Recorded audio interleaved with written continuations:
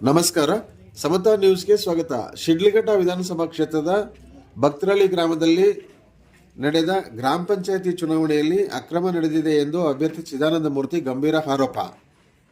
ಚಿಕ್ಕಬಳ್ಳಾಪುರ ಜಿಲ್ಲೆ ಶಿಡ್ಲಘಟ್ಟ ತಾಲೂಕು ಭಕ್ತರಳ್ಳಿ ಗ್ರಾಮದಲ್ಲಿ ನಡೆದ ಗ್ರಾಮ ಪಂಚಾಯಿತಿ ಚುನಾವಣೆಯಲ್ಲಿ ಅಕ್ರಮ ನಡೆದಿದೆ ಎಂದು ಭಕ್ತರಳ್ಳಿ ಮಾಜಿ ಶಾಸಕರ BV ಮುನೇಗೌಡರ ಸ್ವಗೃಹದಲ್ಲಿ ಪತ್ರಿಕಾಗೋಷ್ಠಿ ನಡೆಯಿತು. ಈ ಪತ್ರಿಕಾಗೋಷ್ಠಿಯಲ್ಲಿ ಅಭ್ಯರ್ಥಿ ಚಿದಾನಂದ ಮೂರ್ತಿ, ಮಧುಕುಮಾರ್ ಹಾಗೂ ಇವರ ತಂಡದವರು ಗಂಭೀರ ಆರೋಪ ಮಾಡಿದ್ದಾರೆ.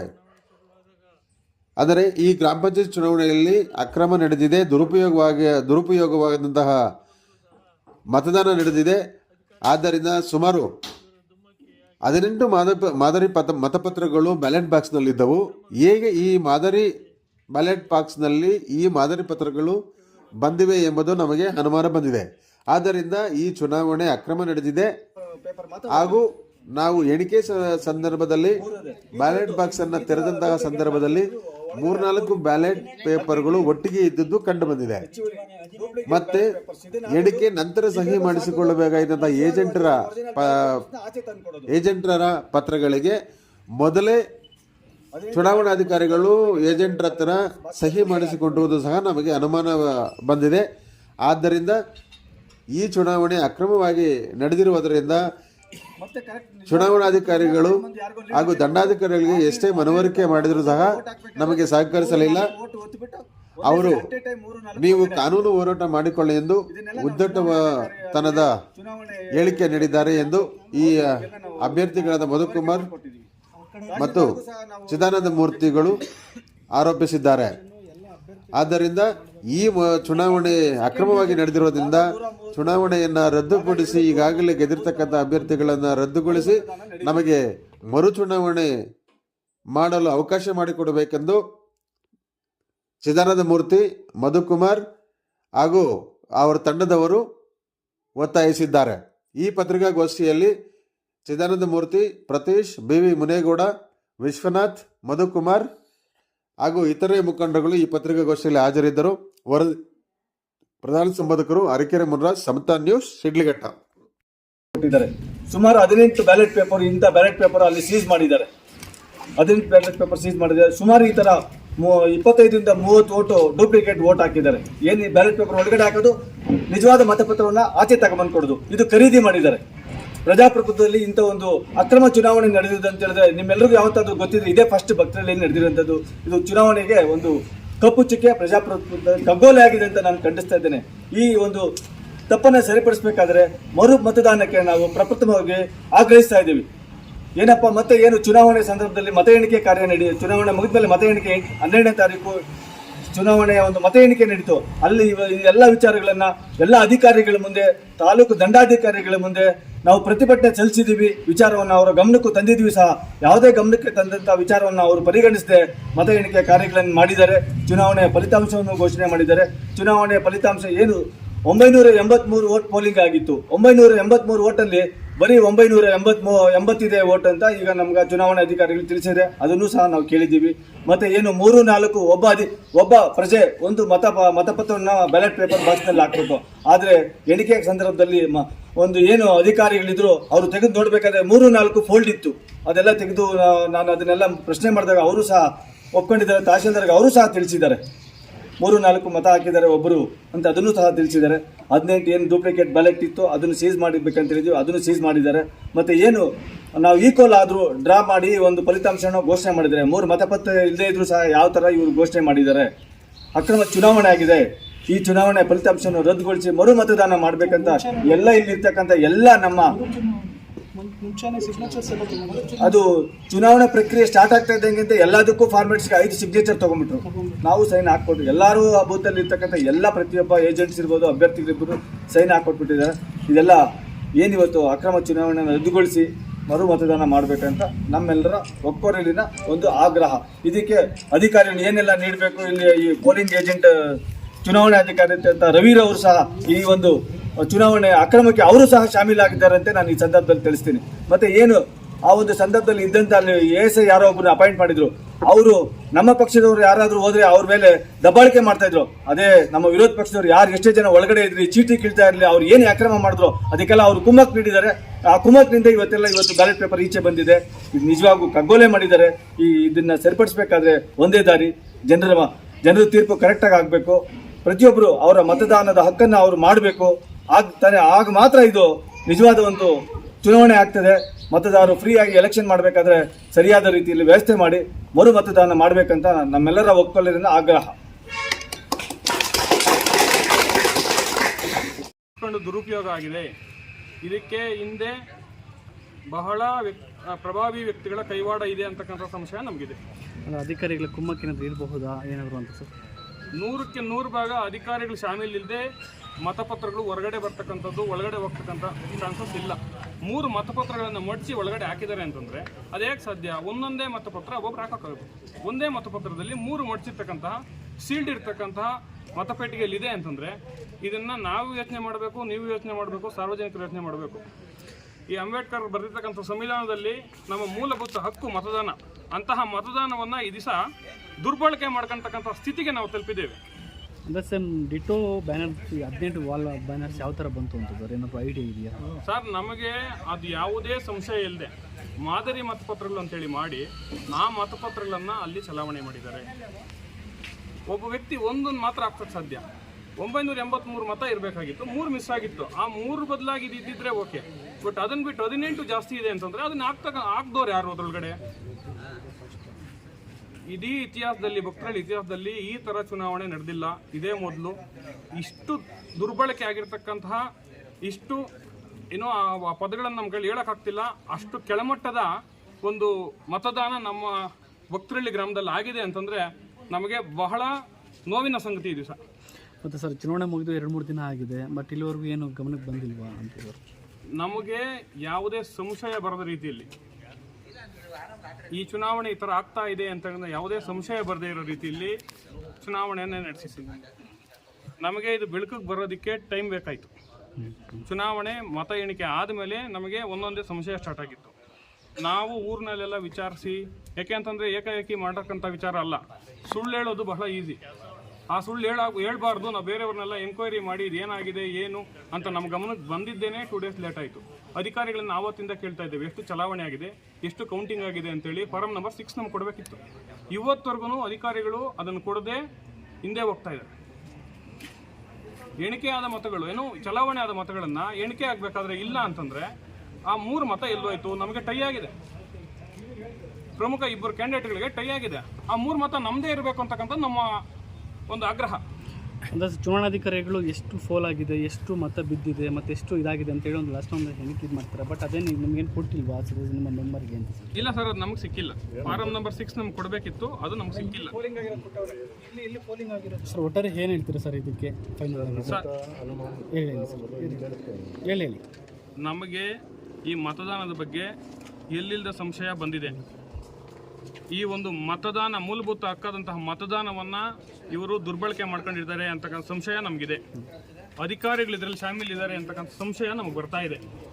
ಇದ್ರ ಹಿಂದೆ ಬೇರೆ ಯಾರೋ ಪ್ರಭಾವಿ ವ್ಯಕ್ತಿಗಳ ಕೈವಾಡ ಇದೆ ಅಂತಕ್ಕಂಥ ಸಂಶಯನೂ ನಮಗಿದೆ. ದಯವಿಟ್ಟು ಇದನ್ನು ತನಿಖೆ ಮಾಡಿ ನಮಗೆ ನ್ಯಾಯ ಒದಗಿಸ್ಕೊಡ್ಬೇಕು ಅಂತಕ್ಕಂಥ ನಮ್ಮ ಆಗ್ರಹ.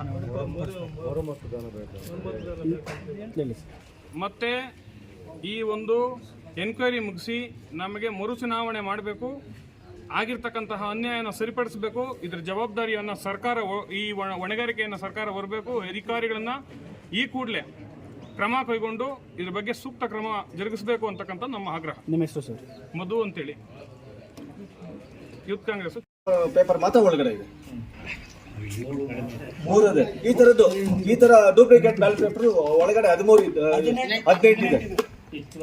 ಹೆಚ್ಚುವರಿ ಡೂಪ್ಲಿಕೇಟ್ ಬ್ಯಾಲೆಟ್ ಪೇಪರ್ಸ್ ಇದನ್ನ ಹಾಕೋದು, ಈ ಪೇಪರ್ಸ್ ಹಾಕೋದು, ನಿಜವಾದ ಒರಿಜಿನಲ್ ಬ್ಯಾಲೆಟ್ ಪೇಪರ್ಸ್ ಆಚೆ ತಂದು ಕೊಡೋದು. 18 ಬ್ಯಾಲೆಟ್ ಪೇಪರ್ಸ್ ಈ ತರ ಡೂಪ್ಲಿಕೇಟ್ ಬ್ಯಾಲೆಟ್ ಪೇಪರ್ಸ್ ಬಾಕ್ಸ್ ನಲ್ಲಿ ಒಳಗಡೆ ಹಾಕಿರುವಂಥದ್ದು.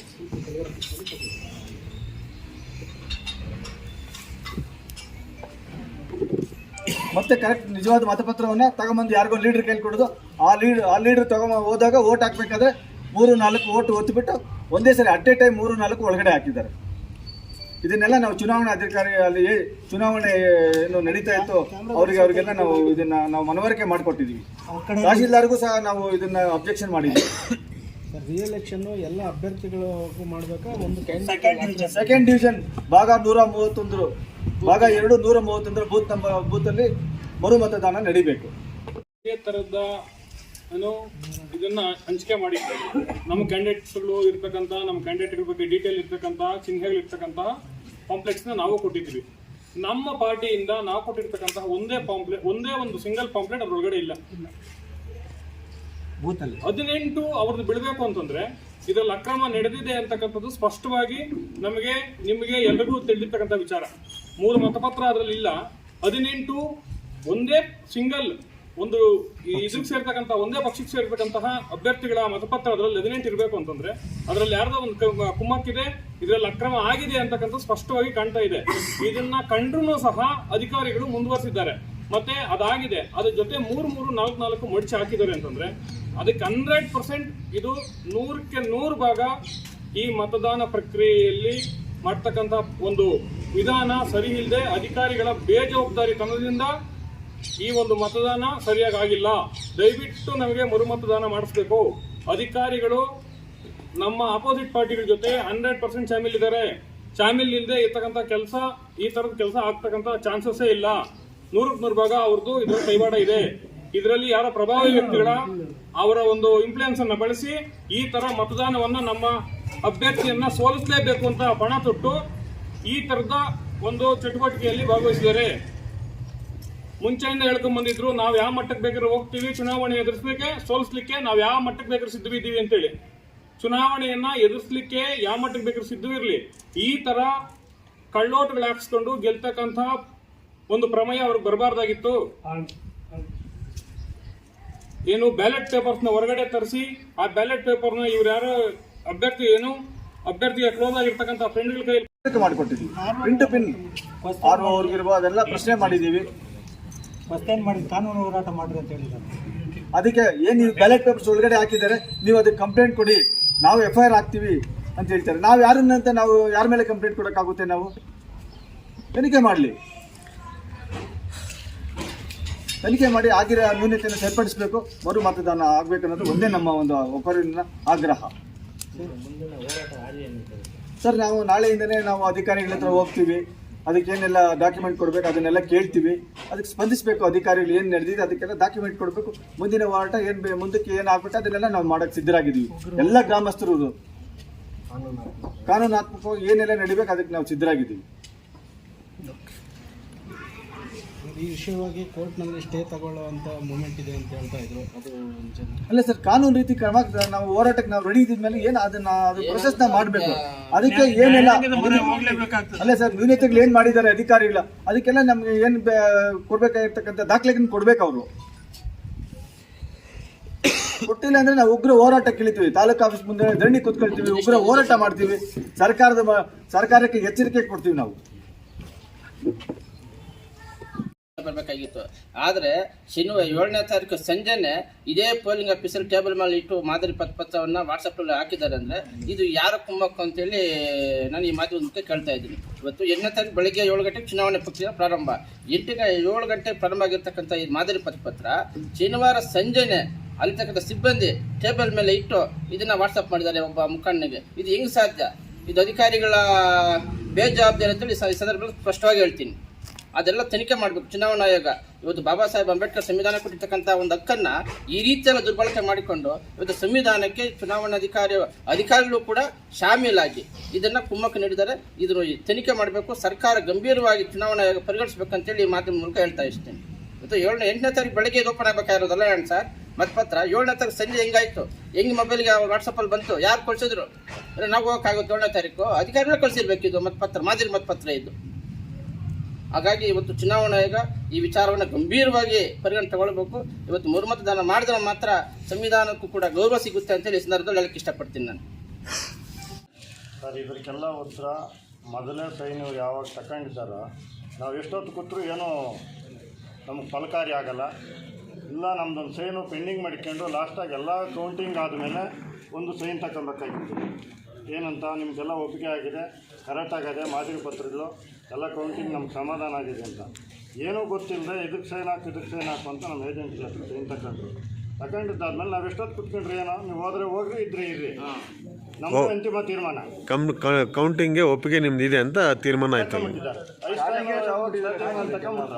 ಇನ್ನು ನಾವು ಅಲ್ಲಿ ಕೂತಿದ್ದೇನು ಪ್ರಯೋಜನ? ಪ್ರೋಗ್ರಾಮ್ ಊಟ ಹಾಕಿದ್ದೀರಿ, ನೀವು ಇರೋಣ ಇರ್ರಿ, ಹೋಗೋಣ ಹೋಗಿ. ಕೌಂಟಿಂಗಲ್ಲಿ ಬಾಕ್ಸನ್ನು ಸೀಲ್ ಓಪನ್ ಮಾಡಿ ಬ್ಯಾಲೆಟ್ ಬಾಕ್ಸನ್ನು ಓಪನ್ ಮಾಡ್ತಾರೆ. ಸೊ ಆವಾಗ ಇದು ಕಾಣಿದ ತಕ್ಷಣ ನೀವು ಎಣಿಕೆ ಮಾಡ್ಲಿಕ್ಕೆ ಯಾರು ತಡೆ ಮಾಡಲಿಲ್ವಾ? ಮಾಡಲಿಲ್ಲ ಸರ್, ನಾವು ಪ್ರಶ್ನೆ ಮಾಡಿದ್ದೀವಿ, ಎಣಿಕೆ ನಿಲ್ಲಿಸಿ ಅಂತ ನಾವು ಮಾಡಲಿಲ್ಲ. ನಮ್ದು ಅಲ್ಲ, ಈಗ ಇದು ಮಾದರಿ ಮತಪತ್ರ ಅಲ್ಲಿ ಇದಾವೆ ಅಂತಂದರೆ ಅಲ್ಲೇನೋ ಮಿಸ್ಪ್ಲೇಸ್ ಆಗಿರ್ತದೆ ಅಂತ ನಿಮ್ಗೆ ಆಲ್ರೆಡಿ ನಿಮ್ಗೆ ಗೊತ್ತಾಗಿರುತ್ತೆ. ಸೊ ಆದ್ರೂ ನೀವು ಅದನ್ನು ಯಾಕೆ ಅವಾಗಲೇ ಅಪೋಸ್ ಮಾಡಬಾರ್ದಾಗಿತ್ತು? ಬಂಡ್ಲು ಮಾಡಿದಾಗ ಸಿಕ್ಕಿದ್ದು. ಹೌದು, ಬಂಡ್ಲು ಮಾಡಬೇಕಾದ್ರೆ ಬಂಡ್ಲು ಮಾಡ್ಬೇಕಾದ್ರೆ ಸಿಕ್ತು. ಕೇಳಿದ್ರೆ ಈ ತರ ಸಿಕ್ಕಿದೆ ಅಂತೇಳಿ ನೀವೇನು ತೊಂದರೆ ತಗೊಳೋದು ಬೇಡ, ಎಣಿಕೆ ಆಗೋದಾಗ್ಲಿ, ನೀವು ಬೇಕಿದ್ರೆ ಕಾನೂನು ಹೋರಾಟ ಮಾಡ್ಬೋದು, ಇದು ಮುಂದೆ ಅವಕಾಶ ಇದೆ, ನೀವು ಇಷ್ಟು ನಿಲ್ಸೋದು ಬೇಡ ಅಂತೆಲ್ಲ ಮಿಸ್ಗೈಡ್ ಮಾಡಿ ಎಣಿಕೆ ಮಾಡಿರೋದು. ಮತ್ತೆ ಆ ಸಿಗ್ನೇಚರ್ಸ್ ಮಾಡೋದು ಬೇಡ ಲಾಸ್ಟಲ್ಲಿ ಅಂತ ಅನ್ಕೊಂಡಷ್ಟೊಳಗಡೆ ಬಿಫೋರ್ ಎಣಿಕೆ ಸ್ಟಾರ್ಟ್ ಆಗಕ್ಕೆ ಮುಂಚೆನೆ ಎಲ್ಲ ಕಡೆ ಇನ್ನು ಕೂಡಿಸಲ್ಲ, ಆಮೇಲೆ ಸೈನ್ ತಗೊಂಡ್ಬಿಟ್ಟು ಎಲ್ಲರೂ. ಅದ್ರ ಅವಶ್ಯಕತೆ ಇರ್ಲಿಲ್ವಲ್ಲ, ಎಲ್ಲ ಕರೆಕ್ಟಾಗಿ ಇದ್ದಿದ್ರೆ ತಗೊಂಬೋದಾಗಿತ್ತಲ್ಲ. ಆಮೇಲೆ ಎಣಿಕೆ ತಗೊಳ್ಳೋದಾಗಿತ್ತಲ್ಲ, ಇಷ್ಟು ಮತ್ತೆ ಪತ್ರಗಳಾಗಿದೆ, ಇಷ್ಟಿದಾಗಿದೆ, ಇಷ್ಟು ಆಮೇಲೆ ಟೈ ಆಗಿದೆ ಒಂದು ನೋಡಿ, ಮೂರು ಓಟ್ ಮಿಸ್ ಆಗಿರೋದು. ಒಂದು ಕ್ಯಾಂಡಿಡೇಟ್ಗೆ, ನಮ್ಮ ಪ್ರಮುಖ ಕ್ಯಾಂಡಿಡೇಟ್ಗೆ ಟೈ ಆಗಿದೆ.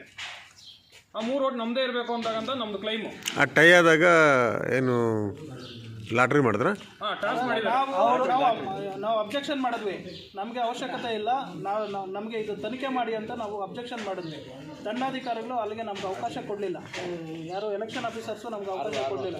ಇಲ್ಲಿ ಡಿಸೈಡ್ ಆಗಿ ಹೊರಗಡೆ ಹೋಗಬೇಕು, ನಮಗೂ ಇದಕ್ಕೂ ಸಂಬಂಧ ಇಲ್ಲ ಅಂತೇಳಿ ಅವ್ರು ನಮ್ಮನ್ನು ಪಟ್ಟಾಗಿ ಹೊರಗಡೆ ಬಿಡಲಿಲ್ಲ. ನಾವು ಯಾರಿಗೆ ಫೋನ್ ಮಾಡಿ ಕರ್ಸ್ಕೊಳೋದಕ್ಕೆ ಯಾರಿಗೆ ಫೋನ್ ಮಾಡಲಿಲ್ಲ, ಕನ್ಸರ್ನ್ ಮಾಡಿಲ್ಲ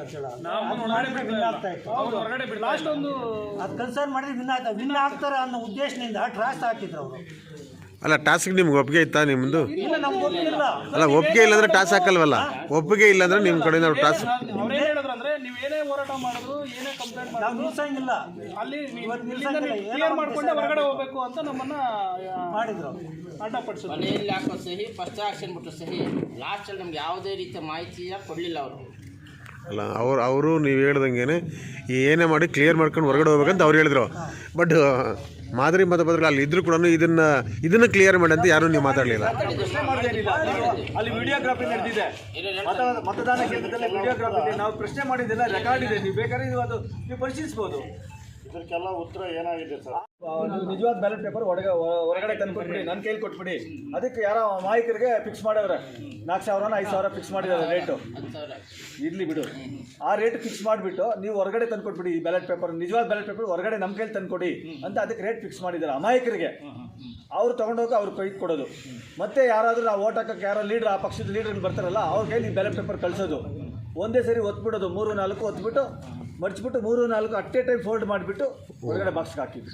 ಸರ್, ನೀವು ಮಾಡ್ತಾ ಇರೋದು ಆರೋಪ, ಅದಕ್ಕೆ ಸಾಕ್ಷಿ ಬೇಕಲ್ಲ ಸರ್? ನಾವು ಅಲ್ಲೇ ಪ್ರಶ್ನೆ ಮಾಡಿದ್ದೀವಿ, ನಾವು ಚುನಾವಣೆ ಮತಕೇಂದ್ರದಲ್ಲಿ ನಾವು ಪ್ರಶ್ನೆ ಮಾಡಿದ್ದೀನಿ, ತಹಸೀಲ್ದಾರ್ ಪ್ರಶ್ನೆ ಮಾಡಿದ್ದೀನಿ. ಚುನಾವಣೆ ಮತ ಎಣಿಕೆ ಕೇಂದ್ರದಲ್ಲಿ ಇದ್ದಂಥ ಅಧಿಕಾರಿಗಳು ತಹಸೀಲ್ದಾರ್ಗೂ ಸಹ ಒಪ್ಕೊಂಡ್ರು, ಹೌದು ಸರ್ ಅಂತ ಹೇಳಿದ್ದಾರೆ. ಒಬ್ಬ ಇಬ್ರು 2-3 ಮಟ್ಟ ಹಾಕಿದ್ದಾರೆ. ಒಬ್ಬನು 4 ಮತಪತ್ರ ನಾನೇ ತೋರಿಸಿದ್ದೀನಿ, 3 ತೋರಿಸಿದ್ದೀನಿ. ಇಲ್ಲ ಸರ್, ಅವರೇ ಹಾಕಿರ್ತಾರೆ ಅಂತ ಹೇಳ್ಬಿಟ್ಟು ನಿಮ್ಮ ಹತ್ರ ಆಧಾರಗಳೈತಾ? ಬೇರೆಯವ್ರು ಹಾಕಿರ್ತಾರೆ. ಅಲ್ಲ, ನಾನು ಇಷ್ಟೆಲ್ಲ ಹೇಳಿದಾಗ ನಾವು ದ್ವೇಷಕ್ಕೆ ಹೇಳ್ತಕ್ಕಂಥ ಮಾತಲ್ಲ. ಇದೆಲ್ಲ ಎಲ್ಲಿಂದ ಬಂತಿದ್ದು? ಇದು ಯಾರಾದರೂ ನೀವು ಇಷ್ಟು ದಿವಸ ಕೇಳಿದ್ರಾ? ಇಂಥ ಡೂಪ್ಲಿಕೇಟ್ ಮತಪತ್ರಗಳು ಬೂತ್ ಬಾಕ್ಸಲ್ಲಿ ಹಾಕಿರೋದು ನೀವು ಕೇಳಿದ್ರಾ? ಮತ್ತು ಇಂಥ ಡೂಪ್ಲಿಕೇಟ್ ಮತಪತ್ರಗಳನ್ನು ಬೂತ್ ಬಾಕ್ಸಲ್ಲಿ ಹಾಕಿರೋದು ಯಾರೋ ಅಮಾಯಕ ಪ್ರಜೆ 18 ಹೋಗಿರುತ್ತೆ. 18 ಹೆಂಗೆ ಹೋಗುತ್ತೆ? ಆಯ್ತು, ಹಾಕಿದ್ದಾರೆ ಅಂತ ಇಟ್ಕೊಳ್ಳೋಣ. 3-4 ಫೋಲ್ಡ್ ಆಗಿದೆಯಲ್ಲ, ಅದೇ ಒಬ್ಬರಿಗೆ ಒಂದು ಬ್ಯಾಲೆಟ್ ಪೇಪರ್ ಕೊಡೋದು, 3-4 ಫೋಲ್ಡ್ ಮಾಡಿ ಒಳಗಡೆ ಹಾಕಿದ್ದಾರೆ. ಹೆಂಗ್ ಬಂದ್ಬಿಡುತ್ತದು? 3-4 ಹೆಂಗ್ ಬಂತು ಹೊರಗಡೆ? ನನ್ನ ಕೈಲಿ ಕೊಡೋದು ಒಳಗಡೆ 1-3 ಹೆಂಗ್ ಬಂತು? ನಾವು ಹಾಕೋದಕ್ಕೆ, ಅವ್ರು ಹಾಕೋದಕ್ಕೆ ಹೆಂಗ್ ಬಂತು? ನನ್ನ ವಿರೋಧ ಅಲ್ಲೇ ವ್ಯಕ್ತಪಡಿಸಿದ್ದೀನಿ ಇದನ್ನೆಲ್ಲ. ಅದಕ್ಕೆ ಅವ್ರು ಏನು ಹೇಳಿದ್ರು, ತಹಸೀಲ್ದಾರು ನೀವು ಕಂಪ್ಲೇಂಟ್ ಕೊಡಿ, ನಾವು FIR ಮಾಡ್ತೀವಿ, ನಮ್ಮ ಕೈಲಿ ಕೊಡಿ ಅಂತ. ಯಾರೋ ಅಮಾಯಕ ಮತದಾರರಿಗೆ ಮಾರಾಟ ಮಾಡ್ಕೊಂಡು ಆದ್ಮೇಲೆ ಯಾವುದೇ ಇದೇ ಇಲ್ಲಲ್ಲ. ವಿಶ್ವ ಕೂತ್ಕೋ, ವಿಶ್ವ ಈ ಪೇಪರ್ ಒಳಗಡೆ ಹಾಕೋದು, ಒರಿಜಿನಲ್ ಬ್ಯಾಲೆಟ್ ಪೇಪರ್ ಹೊರಗಡೆ ಒಳಗಡೆ ತಗೊಂಬಂದು ಇವ್ರಿಗೆ ಕೊಡೋದು. ಇವ್ರು ಹೋಗ್ತಾರಲ್ಲ ಒಳಗಡೆ, ಯಾರೋ ಅಭ್ಯರ್ಥಿಗೆ ಹತ್ರ ಇರ್ತಕ್ಕಂಥ ವ್ಯಕ್ತಿ ಒಳಗಡೆ ಹೋಗ್ತಾರಲ್ಲ, ಅವರು 3-4 ಮತ ಹಾಕಿ ಒಂದರಲ್ಲೇ ಮಡಿಸಿ ಒಳಗಡೆ ಹಾಕಿ. ಅದು ಅಲ್ಲಿ ಸಿಕ್ಕಿದಾವೆ ನಮಗೆ. ಅದೆಲ್ಲ ನಾವು ಪ್ರಶ್ನೆ ಮಾಡಿದ್ವಿ. ಮತ ಎಣಿಕೆ ಕೇಂದ್ರ ಪ್ರಶ್ನೆ ಮಾಡಿದ್ವಿ. ಉಪಯೋಗ ಏನು ಅಂತಂದ್ರೆ ನಿಮ್ಮ ಮತ ನಾವು ಹಾಕ್ಬೇಕಲ್ಲ. ನಮಗೆ ಆಚೆ ಗೊತ್ತಿಲ್ಲ ಸರ್, ಒಳಗಡೆನೆ ಬಂದು ಮತ್ತೆ ಅವರು ಓಟ್ ಹಾಕಿರೋದು ಅರ್ಥ ಆಗ್ಲಿಲ್ಲ. ಇದ್ಕೊಂಡು ಅಷ್ಟೊಂದು ಬಂದೋಬಸ್ತ್ ಇದ್ಕೊಂಡು ಹೆಂಗೆ ಹೋಯ್ತದು? 8ನೇ ತಾರೀಕು ಸಂಜೆ ಇಷ್ಟು ಮತದಾನ ಆಗಿದೆ ಅಂತೇಳಿ ರಿಟರ್ನ್ ಆಫೀಸರ್ ನಮಗೆ ರೇಟಿಂಗಲ್ಲಿ ಕೊಟ್ಟಿದ್ದಾನೆ. ಚುನಾವಣೆ 8ನೇ ದಿವಸ 3 ಬ್ಯಾಲೆಟ್ ಪೇಪರ್ ಇಲ್ಲ ಅಂದ್ರೆ ಎಲ್ಲೋಯ್ತು? ಬಾಕ್ಸ್ ತಿಂದಾಕ್ದ, ಅಧಿಕಾರಿಗಳು ತಿಂದಾಕಿದ್ರ, ಕಳ್ಳರು ತಿಂದಾಕಿದ್ರು, ಹಿರಿಯರು ತಿಂದಾಕ್ದ. ಅದು ಚುನಾವಣಾಧಿಕಾರಿಗಳು ಉತ್ತರ ಕೊಡಬೇಕು. ಇದ್ರ ಮುಖಾಂತರ ನಮ್ಗೆ ನ್ಯಾಯ ಕೊಡಿಸ್ಬೇಕು ಅಷ್ಟೇ. ಇದೇ ಪೊಲೀಸ್ ಅಧಿಕಾರಿ ನಾನು ಓಟ್ ಹಾಕೋದಕ್ಕೆ ಹೋಗೋದಕ್ಕೆ ನಂಬರ್ ಬರ್ಸ್ಕೊತಾ ಇದ್ದೀನಿ, ಆಶಾ ವರ್ಕರ್ ಹತ್ರ ಹೋಗಿ ನನ್ನ ಮೇಲೇ ಬಂದುಬಿಟ್ಟು ಸಿಂಗಲರಾಗಿ ಮಾತಾಡಿ ನನ್ನನ್ನು ಹೊರಗಡೆಗೆ ಹಾಕಿದ್ರು. ಆವತ್ತು ನಾನು ಅಲ್ಲಿ 5 ನಿಮಿಷ ಪೇಪರ್ ಹುಡುಕ್ತಾ ಇದ್ದಿದ್ದಕ್ಕೆ ನನ್ನ ಇನ್ಷಲ್ನ. ಇದೆಲ್ಲ ನಾನು ಗಮನಿಸ್ತಾ ಇದ್ದರೆ ಇದೆಲ್ಲ 100% ಇಲ್ಲಿ ಅಕ್ರಮ 100% ನಡೆದೈತೆ. ಇದೆಲ್ಲ ದುರ್ದೃಷ್ಟದಿಂದನೇ ಮಾಡಿದ್ದಾರೆ. ಇದನ್ನು ತನಿಖೆ ಮಾಡಿ ನಮ್ಗೆ ನ್ಯಾಯ ಕೊಡಿಸ್ಬೇಕು ಮತ್ತು ಮರು ಚುನಾವಣೆ ನಡೆಯೋದಕ್ಕೆ ಅವಕಾಶ ಮಾಡಿಕೊಡ್ತೀನಿ.